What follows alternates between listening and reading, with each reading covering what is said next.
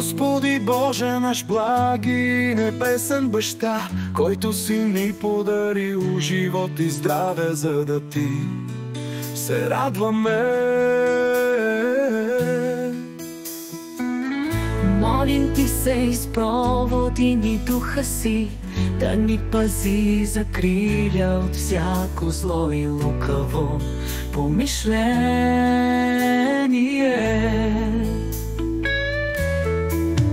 Научи ни да правим Твоята воля, да осветяваме Твоето име и да Те славословим винаги. Осветявай духа ни, просвещавай сърцето и ума ни, да пазим Твоите заповеди и повеления.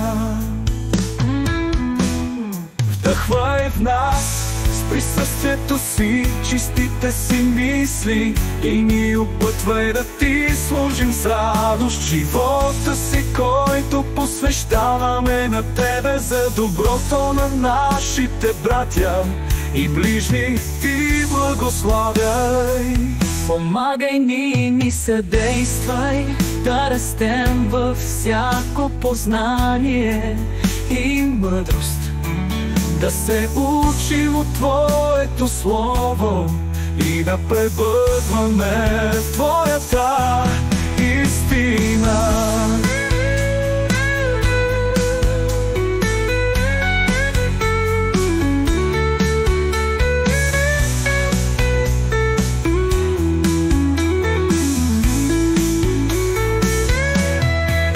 Ръководи ни във всичко, което мислим и вършим за Твоето име, да е за успеха на царството Ти на земята. Като ни даваш всички Твои благословения, приложи и любовта си да ни е вечен закон. Защото на Тебе принадлежи царството, силата и славата за винаги. Амин.